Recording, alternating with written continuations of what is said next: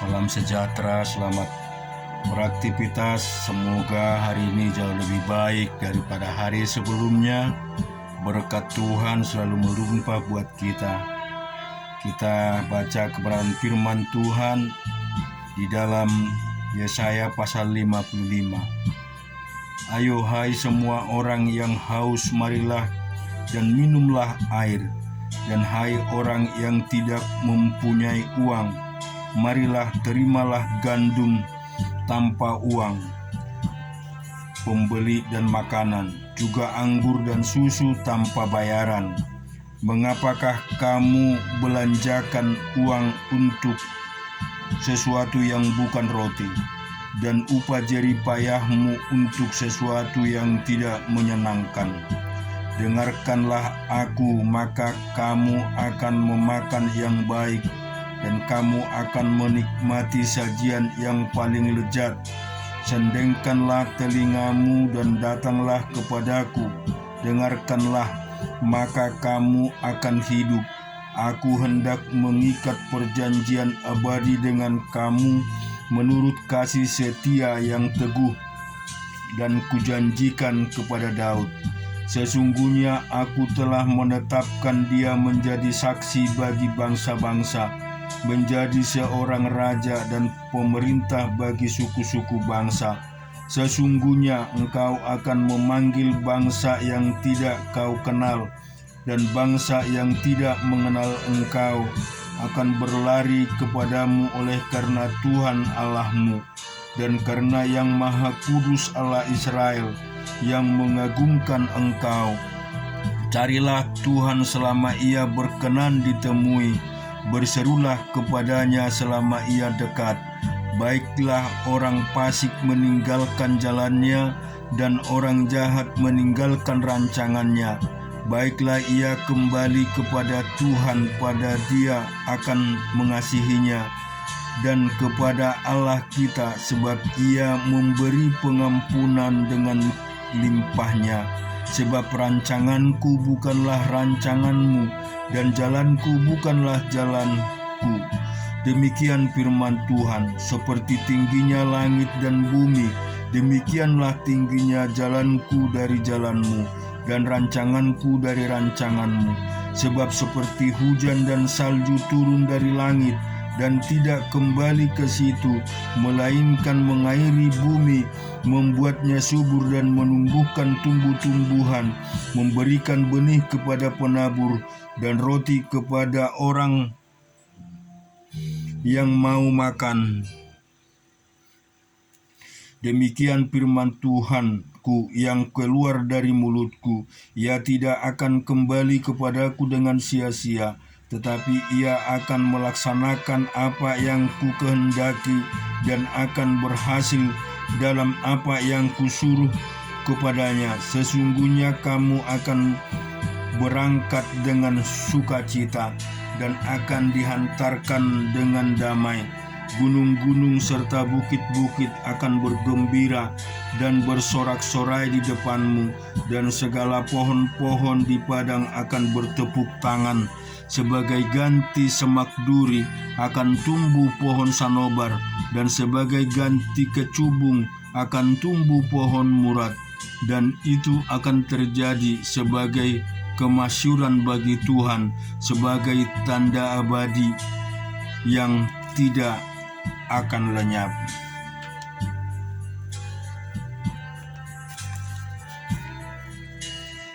Di 1 Samuel pasal yang ke-31. Sementara itu orang Filistin berperang melawan orang Israel. Orang-orang Israel melarikan diri dari hadapan orang Filistin yang banyak dan mati terbunuh di pegunungan Gilboa. Orang Filistin terus mengejar Saul dan anak-anaknya, dan menewaskan Yonatan, Abinadab, dan Malkisua anak Saul. Kemudian makin beratlah pertempuran itu bagi Saul. Para pemanah menjumpainya dan melukainya dengan parah. Lalu berkatalah Saul kepada pembawa senjatanya, "Hunduslah pedangmu dan tikamlah aku, supaya jangan datang orang-orang yang tidak bersunat ini demi menikam aku dan memperlakukan aku sebagai permainan, tetapi bahwa senjatanya tidak mau karena ia sangat segan. Kemudian Saul mengambil pedang itu dan menjatuhkan dirinya ke atasnya. Ketika pembawa senjata melihat bahwa Saul telah mati, ia pun menjatuhkan dirinya ke atas pedangnya, lalu mati bersama-sama dengan Saul. Jadi Saul ketika anaknya dan pembawa senjatanya dan seluruh tentaranya sama-sama mati pada hari itu, ketika dilihat orang-orang Israel yang di seberang lembah dan yang di seberang sungai Yordan, bahwa tentara Israel telah melarikan diri dan bahwa Saul serta anak-anaknya sudah mati, maka mereka meninggalkan kota-kota mereka lalu melarikan diri juga. Kemudian datanglah orang Filistin dan menetap di sana. Ketika keesok harinya orang Filistin datang merampasi orang-orang yang mati terbunuh itu, didapati mereka Saul dan ketiga anaknya tergelimpang pegunungan Gilboa. Mereka memacung kepala Saul, merampas senjata-senjatanya, dan menyuruh orang berkeliling di negeri orang Filistin untuk menyampaikan kabar itu di kuil berhalanya dan kepada rakyat. Kemudian mereka menaruh senjata-senjata Saul di kuil Asitoret, dan mayatnya dipakunya mereka di tembok kota Bet-Shean. Ketika penduduk Yabes Gilead mendengar tentang apa yang telah dilakukan orang Filistin kepada Saul, maka bersiaplah segenap orang gagah perkasa. Mereka berjalan terus semalam-malaman, lalu mengambil mayat Saul dan mayat anak-anaknya dari tembok kota Bet-Shean. Kemudian pulanglah mereka ke Yabes dan membakar mayat-mayat itu di sana.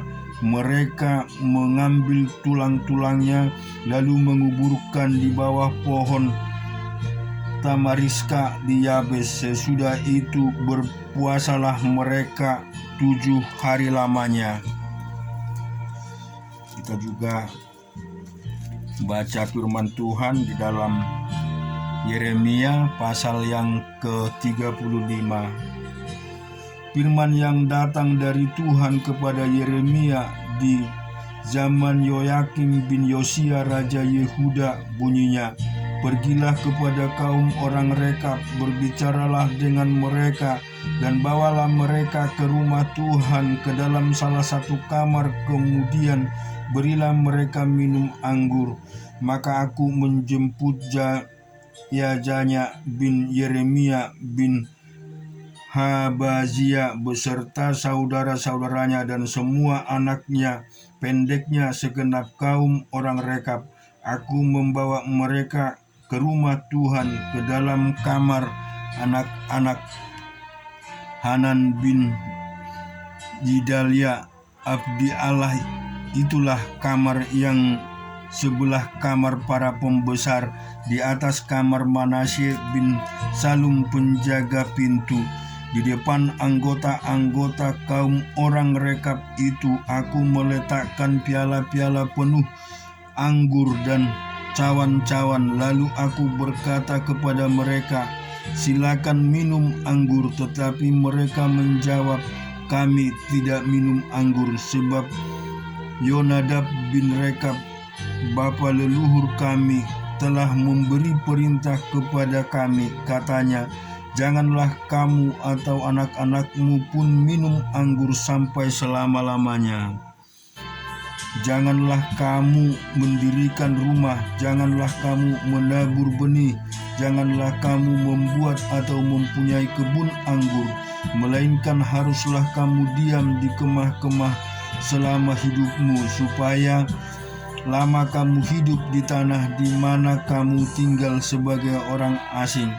Kami mentaati suara Yonadab bin Rekab bapa leluhur kami dalam segala apa yang diperintahkannya kepada kami, agar kami tidak minum anggur selama hidup kami, yakni kami sendiri, istri kami, anak-anak lelaki dan anak-anak perempuan kami, agar kami tidak mendirikan rumah-rumah untuk kami diami, tidak mempunyai kebun anggur untuk ladang serta benih, melainkan kami diam di kemah-kemah dan taat melakukan tepat seperti yang diberitakan kepada kami oleh Yonadab bapa leluhur kami. Tetapi ketika Nebukadnezar Raja Babel bergerak maju melawan negeri ini, maka kami berkata, marilah kita mengungsi ke Yerusalem, karena tentara orang Kasdim dan tentara orang Aram itu. Demikianlah kami diam di Yerusalem. Pada waktu itu datanglah firman Tuhan kepada Yeremia, bunyinya, beginilah firman Tuhan semesta alam, Allah Israel, pergilah dan katakanlah kepada orang Yehuda dan kepada penduduk Yerusalem, tidaklah kamu mau menerima pengajaran, yaitu mendengar perkataan-perkataanku. Memang perintah Yonadab bin Rekab itu masih ditepati. Itu telah memerintah kepada keturunannya supaya mereka yang minum anggur dan yang sampai sekarang ini mereka tidak meminumnya, sebab mereka mendengarkan perintah bapa leluhur mereka. Aku sendiri telah berbicara kepada kamu terus-menerus, tetapi kamu tidak mendengarkan aku. Aku telah mengutus kepadamu segala hambaku, yakni para nabi, terus-menerus mengatakan, kembalilah kamu masing-masing dari tingkah lakumu yang jahat itu, perbaikilah perbuatanmu, janganlah mengikuti Allah lain untuk beribadah kepada mereka, maka kamu akan tetap diam di tanah yang telah kuberikan kepadamu dan kepada nenek moyangmu. Tetapi kamu tidak mau memperhatikannya, dan kamu tidak mau mendengarkan aku. Sesungguhnya keturunan Yonadab bin Rekab menepati perintah yang diberikan bapa leluhurnya kepada mereka, tetapi bangsa ini tidak mau mendengarkan aku. Sebab itu beginilah firman Tuhan Allah semesta alam, Allah Israel, sesungguhnya aku mendatangkan kepada Yehuda dan kepada segenap penduduk Yerusalem segala malapetaka yang kau ancamkan atas mereka, karena aku telah berbicara kepada mereka, tetapi mereka tidak mau mendengarkan, dan aku telah berseru kepada mereka, tetapi mereka tidak mau menjawab. Tetapi berkatalah Yeremia kepada kaum orang Rekab, beginilah firman Tuhan semesta alam, Allah Israel, oleh karena kamu telah mendengar perintah Yonadab bapa leluhurmu, telah berpegang pada segala perintahnya dan telah melakukan tepat seperti yang diperintahkan kepadamu, maka beginilah firman Tuhan semesta alam, Allah Israel, keturunan Yonadab bin Rekab takkan terputus melayani aku sepanjang masa. Dan kita melihat di perjanjian baru di 1 Korintus pasal yang ke-7. Dan sekarang tentang hal-hal yang kamu tuliskan kepadaku adalah baik bagi laki-laki kalau ia tidak kawin, tetapi mengingat bahaya percabulan, baiklah setiap laki-laki mempunyai istri sendiri dan setiap perempuan mempunyai suami sendiri. Hendaklah suami memenuhi kewajibannya terhadap istrinya, demikian pula istri terhadap suaminya. Istri tidak berkuasa atas tubuhnya sendiri, tetapi suaminya demikian pula. Suami tidak berkuasa atas tubuhnya sendiri, tetapi istrinya. Jangan kamu saling menjauhi, kecuali dengan persetujuan bersama untuk sementara waktu, supaya kamu mendapat kesempatan untuk berdoa. Sesudah itu hendaklah kamu kembali hidup bersama-sama, supaya iblis jangan menggodai kamu, karena kamu tidak tahan bertarak. Hal ini kukatakan kepadamu sebagai kelonggaran, bukan sebagai perintah. Namun demikian, alangkah baiknya kalau semua orang seperti aku, tetapi setiap orang yang menerima dari Allah karunia-Nya yang khas, yang seorang karunia ini, yang lain karunia itu. Tetapi kepada orang-orang yang tidak kawin dan kepada janda-janda aku anjurkan, supaya baiklah mereka tinggal dalam keadaan seperti aku. Tetapi kalau mereka tidak dapat menguasai diri, baiklah mereka kawin, sebab lebih baik kawin daripada hangus karena hawa nafsu. Kepada orang yang telah kawin aku tidak, atau bukan aku, tetapi Tuhan perintahkan supaya seorang istri tidak boleh menceraikan suaminya, dan jika ia bercerai, ia harus tetap hidup tanpa suami atau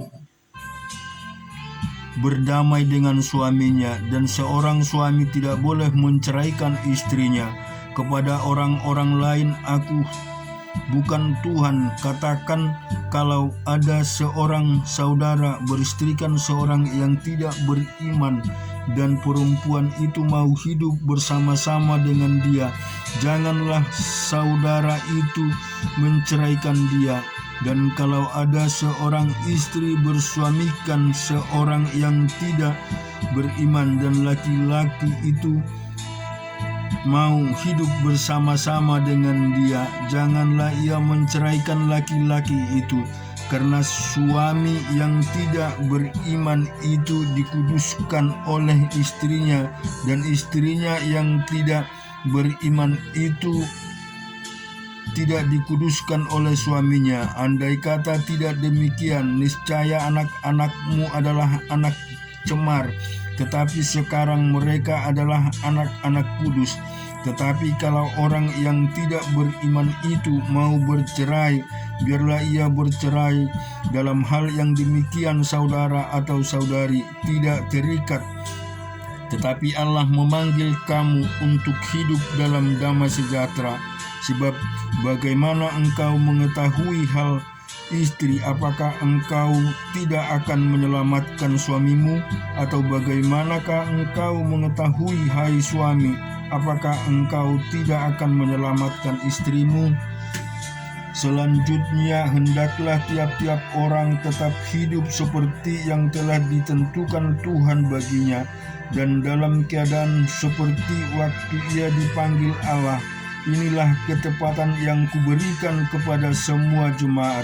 Kalau seorang dipanggil dalam keadaan bersunat, janganlah ia berusaha meniadakan tanda-tanda sunat itu. Dan kalau seorang dipanggil dalam keadaan tidak bersunat, janganlah ia mau bersunat. Sebab bersunat atau tidak bersunat tidak penting. Yang penting ialah mentaati hukum Taurat Allah. Baiklah tiap-tiap orang tinggal dalam keadaan seperti waktu ia dipanggil Allah. Adakah engkau hamba waktu engkau dipanggil? Itu tidak apa-apa, tetapi jikalau engkau mendapat kesempatan untuk dibebaskan, pergunakanlah kesempatan itu. Sebab seorang hamba yang dipanggil oleh Tuhan dalam pelayanannya adalah seorang bebas milik Tuhan. Demikian pula orang bebas yang dipanggil Kristus adalah hambanya. Kamu telah dibeli dengan harganya, telah lunas dibayar. Karena itu jangan kamu menjadi hamba manusia. Saudara-saudara, hendaklah tiap-tiap orang tinggal di hadapan Allah dalam keadaan seperti pada waktu ia dipanggil. Sekarang tentang para gadis, untuk mereka aku tidak mendapat perintah dari Tuhan, tetapi aku memberikan pendapatku sebagai seorang yang dapat dipercaya, karena rahmat yang diterimanya dari Allah. Aku berpendapat bahwa mengingat waktu darurat sekarang adalah baik bagi manusia untuk tetap dalam keadaannya. Adakah engkau terikat pada seorang perempuan? Jangan engkau mengusahakan perceraian. Adakah engkau tidak terikat pada seorang perempuan? Janganlah engkau mencari seorang. Tetapi kalau engkau kawin, engkau tidak berdosa. Dan kalau seorang gadis kawin, ia tidak berbuat dosa. Tetapi orang yang demikian akan ditimpa kesusahan badani, dan aku mau menghindarkan kamu dari kesusahan itu. Saudara-saudara, inilah yang kumaksudkan, yaitu pada waktu telah singkat. Karena itu dalam waktu yang masih sisa ini, orang-orang yang beristri haruslah berlaku seolah-olah mereka tidak beristri, dan orang-orang yang menangis seolah-olah tidak menangis, dan orang-orang yang bergembira seolah-olah tidak bergembira, dan orang-orang yang membeli seolah-olah tidak memiliki apa yang mereka beli.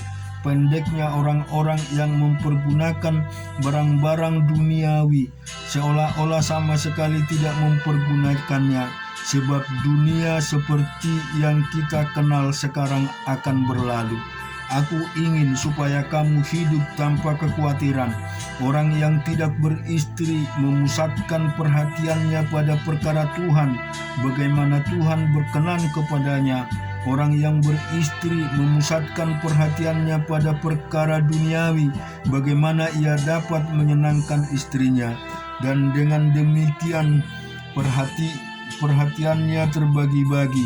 Perempuan yang tidak bersuami dan orang-orang gadis memusatkan perhatian mereka pada perkara Tuhan, supaya tubuh dan jiwa mereka kudus.